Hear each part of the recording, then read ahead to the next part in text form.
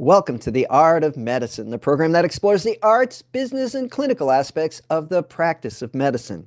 I'm your host, Dr. Andrew Wilner. Today, I'm pleased to welcome Dr. Gregory Hawryluk. Dr. Hawryluk is a neurosurgeon and medical director of the Brain Trauma Foundation. I'm thrilled to have Dr. Hawryluk with us today to discuss traumatic brain injury, especially concussion, what it means, and what to do about it. Traumatic brain injury affects athletes, soldiers, people in motor vehicle, and many other types of accidents. I work at a level 1 trauma center in downtown Memphis, Tennessee. Unfortunately, not a day goes by I don't see a patient with a traumatic brain injury. I'm looking forward to a meaningful and informative discussion in just a few moments. But first, a word from our sponsor, locumstory.com. Locumstory.com is a free, unbiased educational resource about locum tenens. It's not an agency. Locum Story answers your questions on their website, podcast, webinars, videos, and they even have a Locums 101 crash course. Learn about locums and get insights from real-life physicians, PAs, and NPs at locumstory.com. And now to my guest. Welcome, Dr. Gregory Hawryluk. Pleasure to be with you, sir. Thanks so much for joining me. Okay, so neurosurgeon, just give us a quick synopsis of how you get from, idealistic college student to practicing neurosurgeon. How does that happen? Well, I basically stayed in school till I got to grade 42 or so. No, it's I think to do neurosurgery, you really have to like school and learning, and because there's no fast way to get there. So really after medical school in Canada, at least at the time I went through, it was 6 years of residency training, and I decided to make that longer with a 5-year PhD. It's now become 7 years, both in the U.S. and Canada. So awful lot of training, but obviously we have a great privilege, and we have to be well trained to do what we do. So, right. You mentioned Canada. I actually trained at the Montreal Neurologic Institute at McGill for my neurology and epilepsy fellowship. Where did you train? I trained. Med school was University of Alberta. My residency was University of Toronto, and my fellowship was at University of California, San Francisco, down at UCSF. So, all right. So now the Brain Trauma Foundation. Tell us about that. Yeah, so it's really an interesting story. So in fact, the origin story of the Brain Trauma Foundation is really documented in the movie Reversal of Fortune.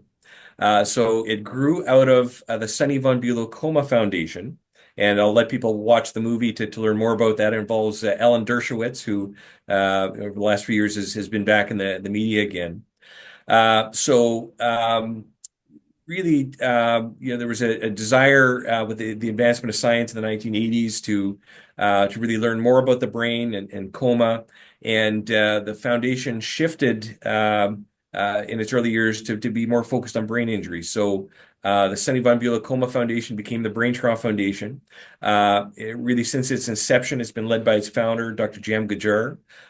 You could probably call him a bona fide Persian prince. His family ruled Iran about 200 years ago.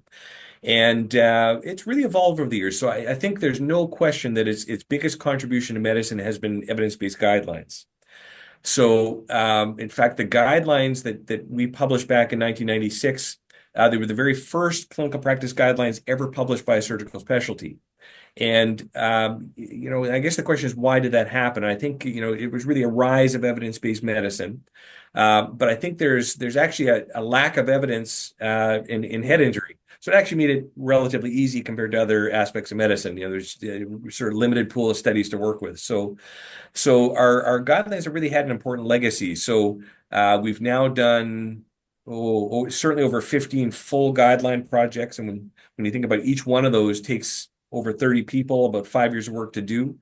That's a pretty substantial accomplishment. But I think the thing that we're most proud of is that whenever it's been looked at, whether it's Eastern Europe, New York State, our guidelines have been associated with a 50% reduction in mortality. And the way I look at that is, if you were to think of our guidelines as being like a pill, if you had a pill that reduced head injury mortality by 50%, that's probably a Nobel Prize. So I'm not claiming that we deserve one of those, but I think we have achieved something very substantial for for patients with head injury. So. Yeah, and what that means is collating the science, understanding the science, and then spreading the science. Guidelines are a way of managing patients. No doctor wants to be told what to do. On the other hand, if a patient shows up with a severe head injury, you want to have a clear path. It's like, well, should I give antibiotics or not? Should I intubate or not? Should I put his head up or head down? There's a lot of decisions that need to be made. And if you can benefit from thousands of other physicians who've been through that and figured out what works, that's what ends up in the guidelines. Yeah, there's absolutely no question that the path that we tried to follow is, you said, if we can figure out through evidence-based medicine what's best practice, if we can get more people doing that, how could people not get better? And that's actually been as I described, a very successful model. What's sort of funny is I sort of joke with people. I oversee the guidelines, but I don't always follow them. And the reason is that there's a lot of times where, I think I might know better than the guidelines. I think that the guidelines set a baseline standard. For the average patient, the guidelines probably work very well. But I think on every patient, there's reasons why they're a little bit different than the average. So I think you need to see why your patient might benefit from care that's a little bit different. Our guidelines are they're not to be followed religiously, but they certainly do provide a pathway that we think helps patients to get the best possible care. Yeah, I was a co-author of several American Academy Neurology guidelines on epilepsy. And, there's big committee meetings with all the people who know as much as anybody and have read a lot and sort through the data and try and make some sense out of it. I think the onus of on the physician is, if you do deviate from the guidelines, you need to justify that. Yes. In other words, the guidelines say this. Now, I don't have to follow the guidelines, but if you've got a good reason not to, that's okay. But not willy-nilly. So I think guidelines got a kind of a bad rap that, well, I have to do it this way. But in fact, they're guidelines. They're not rules and regulations. That's So right. all those guidelines are on your website, I presume. They sure are. And the other thing that I would say is that medicine, it evolves, and over the last 10 years, I think we've seen a huge upsurge in what we might call personalized medicine, and guidelines might be viewed as inherently at odds with that idea. The idea that all people should be treated the same versus refining care in a more individualized fashion. So I think we certainly got an initial bump in outcomes by standardizing a high level of care, and it may be that we're going to see even better outcomes by building off that with more individualized care. And in some ways, it sort of seems like the pendulum swinging back, but maybe it's not. Absolutely, I agree with you that I think we need to get that baseline care up and then refine from there. So. Well, you can imagine subsets of patients, right, that would be treated a little differently. Children, elderly, maybe women versus men, I don't know. But where there are differences in biology, there may be differences warranted in management. Would you agree with that? I absolutely would. One of the problems, for instance, in elderly patients is that a lot of times their brains are shrunken away from the inside of the skull. Present company accepted. Yeah. Exactly. So, that does a couple things. One is that it gives you a little bit of a buffer zone. So if you get some blood outside your brain, you can compensate a little bit better. But it can actually be a lot harder to put in things like neuromonitors into the brain, because if the brain is separated from the inside of the skull, the monitors can bounce off and it doesn't work as well. So you're absolutely right that you have to tailor your approach a little bit to the individual patient characteristics. All right, I want to talk about a very common injury, and it's not clear to me about the guidelines. They seem to be shifting. So tell us first, what is a concussion? Oh, that's a hard question. So, I could pick amongst the over 20 different definitions of concussion and tell you the one I like, but I guess what I would say is it continues to be a point of some controversy. There are continual efforts to bring people together. The most recent definition, that I saw was about a three-paragraph long definition. So the general gist, though, is it's going to be some sort of an energy transfer to the brain, um, some sort of an impulse. It doesn't have to be a direct blow to the brain. You don't have to lose consciousness, but it's something that's going to lead to an alteration in brain function. So it's a relatively mild head injury where the skull isn't fractured. There's no bleeding in the brain. Would you agree with it? It seems to me the old definition was that the CAT scan had to be normal for it Yeah. to be a concussion. Do we still go with that? Yeah, so what I would say is that I think it's fairly well accepted right now that to be diagnosed as a concussion, both a CT and an MRI should be normal. Ah, So there may be metabolic imaging, things like that that could be abnormal in a concussion, but I think that's fairly widely agreed upon right now. But in terms of the distinction between uh, you know a mild TBI versus a concussion, that's continues to be a point of some controversy. There's real movement to try and unify those, but I think the pretty firm view is that although a mild TBI may have some imaging anomalies, a concussion, at least on CT and MR, should not. what about, we've recently recognized that a lot of head injuries where the scanning was normal, if you look at the scanning with fancy sequences like SWI, you see diffuse axonal injury. So is that compatible with the term concussion, or does that mean you've got a mild brain injury outside of the bounds of concussion? Yeah, and again, I think that would be you probably could get 10 experts in a room and get 12 opinions on it. So Okay. my Okay. my take on that is that probably the MR lesions would put you out of the realm of concussion and more into a mild TBI. And certainly, I think it's been pretty well described now that people that have normal CTs very often have abnormal MRIs. And in fact, we're finding it very hard to find controls for concussion patients. There was a view that perhaps we could take orthopedic patients that had a limb fracture, but it turns out that they have a very high prevalence of brain lesions on MR and positive biomarkers that we're now starting to look at. So I think one of the things we're finding is the concussion or mild TBI. They're both far more prevalent than we thought they were. And another big thing that one of my mentors, Jeff Manley, has discovered is that these are really being under triage. So a lot of these people actually have a lot of deficits, but too often they're sort of left to leave the emergency department. They look pretty normal, and yet they suffer job losses, various cognitive and functional deficits that don't get enough medical attention. So I think there's been a real push in recent years to try and improve the care that these patients are getting. One observation I think you can help me with. I remember when I was a resident, I had the opportunity to scrub in on a few neurosurgery cases.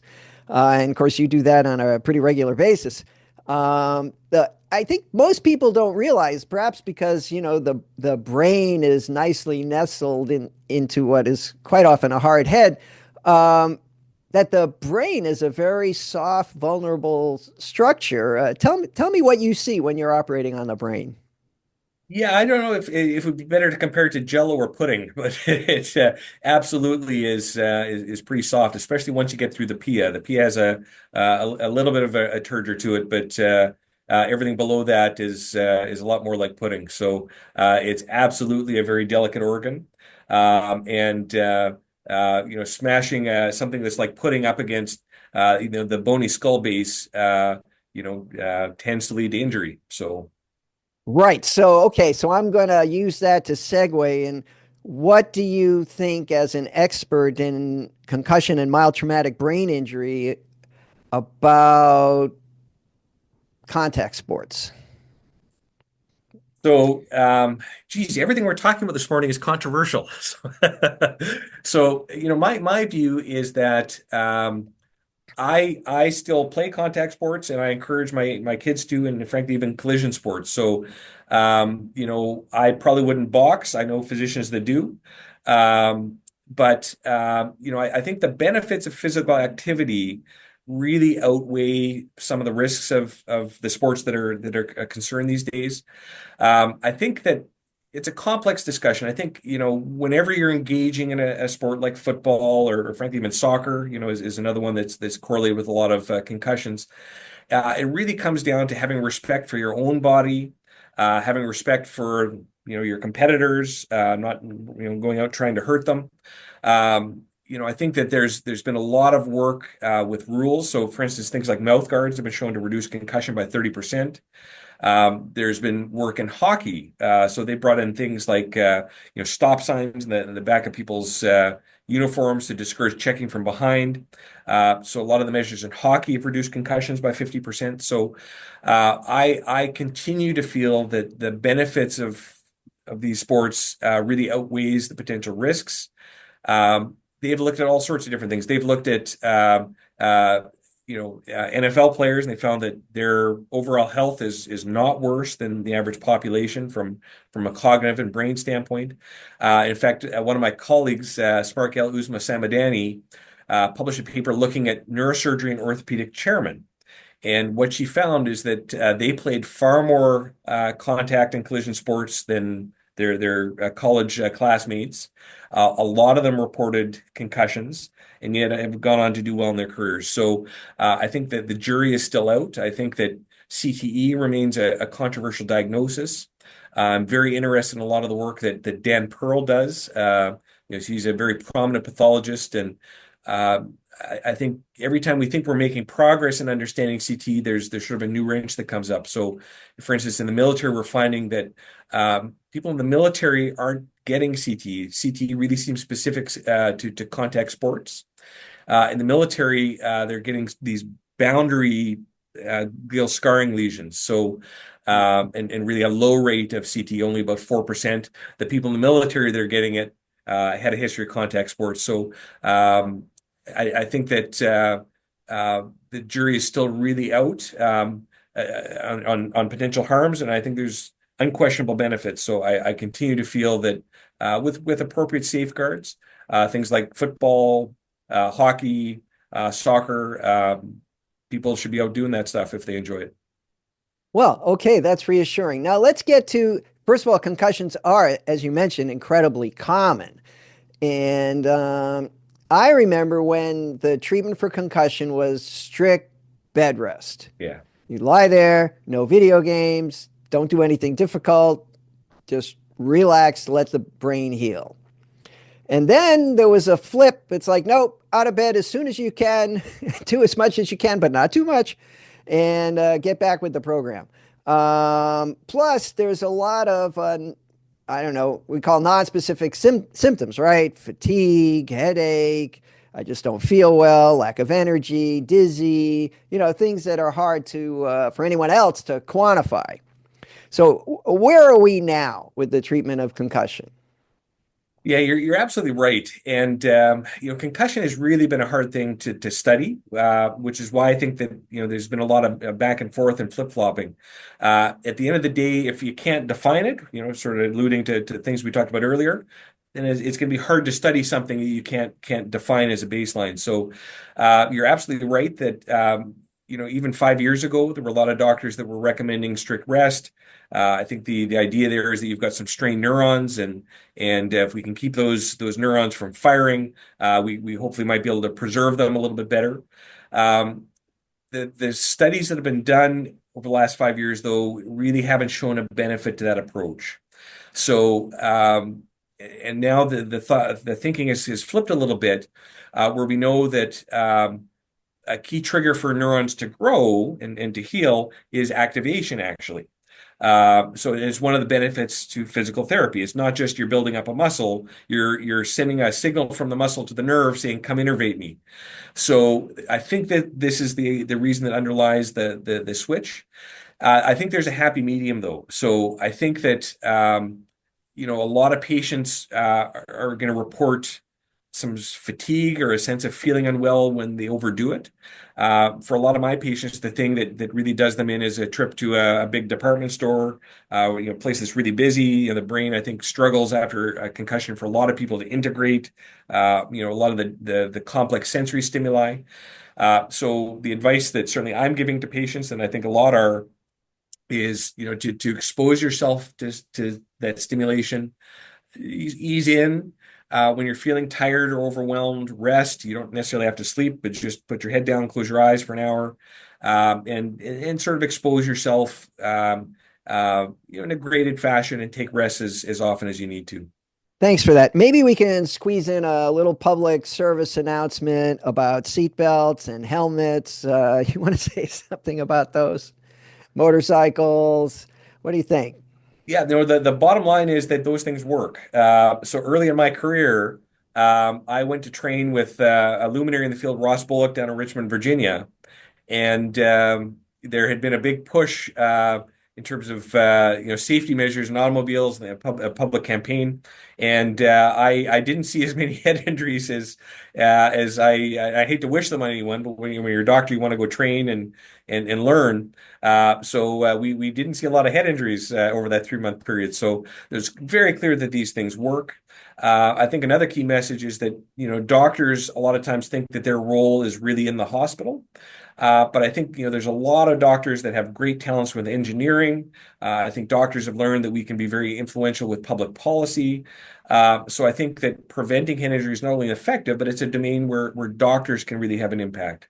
So I think we all of us that work in this field need to do the things we're able to try and reduce the incidence of head injury and concussion, because at the end of the day, no treatment will ever be as good as prevention. Yes, no treatment will ever be as good as prevention. Be kind to your brain. All right. One last topic I'd like you to address are alternative therapies for traumatic brain injury. We don't have a lot of treatments other than make sure it doesn't get infected and fix up the wound and physical therapy. And there are a lot of people, not necessarily doctors, offering alternative therapies that are not FDA approved, but where they claim great success. I'll mention one, hyperbaric medicine, that I'm familiar Yes. with, which does have definite, FDA approved indications, but is also being used for post-traumatic injuries. I wondered if, and of course these are expensive, Yeah. and the problem with these therapies is that it kind of saps energy and dollars out of the patient's account that could maybe be better spent. So, but I don't want to put words in your mouth. So, Yeah. tell me what's your take on? Are there any alternative therapies that are worth it, or which ones are there any that you see that are commonly used that ought to be avoided? Yeah, no, that's a really great question. And the one I often see as well is stem cells. And fortunately, that was what I did my PhD in. So I really have to sit down with patients that are considering that. And as you allude to, it's often the patients who have some financial means that are particularly vulnerable, because people will pay a lot of money for hope and something that might help them. Um, for a lot of these treatments, if I don't think it's something that's going to be harmful and not necessarily something that I think there's strong evidence for, I certainly tell people I don't have a problem if you want to pursue it. But I think for the more invasive or expensive things, I do tend to offer some words of caution. And I think we have to be a bit careful. I have a very memorable patient that swore by the hyperbaric oxygen treatment that she got. Um, Pretty hard to tell how much that could be a placebo effect, or, she had just achieved the normal recovery that she would have had anyways. It's hard to know. And there is some evidence. It's not very strong evidence. So, what I would really like to see is that a lot of these treatments are done under the auspices of trials and studies that generate really good evidence. So it's a tricky point right now. So the other thing is that in head injury, we're often dealing with people that are a bit vulnerable, that don't have their full cognitive capacity, and I think that we really have to make sure that they aren't getting themselves into things that have a lot of financial commitments without proven benefits. So. Later today, I'm going to be interviewing Matt Hongoltz-Hetling, who just wrote a book about sort of alternative therapies, not necessarily for head injury, but for just about everything, and that it's a big business. exploiting people. So I think, pretty soon what I'd like to see is these alternative therapies included in your guidelines when there's some evidence behind them one way or the other so that people really know what to do. It's interesting. So there's so little evidence for a lot of the mainstream stuff in head injury. And the bar with guidelines has gone up over the years. So what used to be enough evidence isn't anymore. And so what's really interesting is that we've had to change our approach. So for the Brain Trauma Foundation to produce usable guidelines, we've actually had to incorporate expert opinion. And we've tried to do it in a rigorous, formal way. So we use a Delphi consensus process that's blinded. And that way you don't have the expert in the room sort of potentially bullying other people to all sort of, come over to the viewpoint of that high expert. So we've had to incorporate that. So that's going to be the real challenge, I think, with some of these alternative things is I think we may end up being left wholly with expert opinion, but I think this is a challenge to all of us to go out and do those studies. I think everything in head injury is fair game. I think we don't have good enough evidence for anything that we do. In all of our guidelines, there is only one level 1 evidence recommendation, and that is not to give steroids. Everything else is up for revision and further study. So. Greg, this has been a great conversation. Is there anything you'd like to add? No, I really enjoyed speaking with you today. So, I think head injury really continues to be a big problem. It's an especially big problem in the military. I would say that we're very proud. We've now partnered with the military. They've had a big push to do some things that are going to bring some quick benefits to soldiers. I think instead of some of the preclinical trials that can take 5 or 10 years, they've made a big investment in the Brain Trauma Foundation, our guidelines to try and identify best evidence and bring some new things to soldiers pretty quickly. So we're looking at right now penetrating head injury. We're looking at head injury care in combat and austere environments. We're going to be doing some new concussion stuff as well in the next few years. So a lot of stuff on the docket for us, and really appreciate your interest and everyone out there, trying to provide best care to their patients. So, thanks for that, Dr. Gregory Hawryluk. Thanks for joining me on The Art of Medicine. And now a final thanks to our sponsor, locumstory.com. Locumstory.com is a free, unbiased educational resource about locum tenens. It's not an agency. Locum Story exists to answer your questions about the how-tos of locums on their website, podcast, webinars, and videos. They even have a Locums 101 crash course. At locumstory.com, you can discover if locum tenens make sense for you and your career goals. What makes locumstory.com unique is that it's a peer-to-peer platform with real physicians sharing their experiences and stories, both the good and bad, about working locum tenens. Hence the name Locum Story. Locumstory.com is a self-service tool that you can explore at your own pace with no pressure or obligation. It's completely free.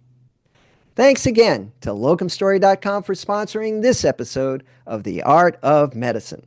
I'm Dr. Andrew Wilner. See you next time.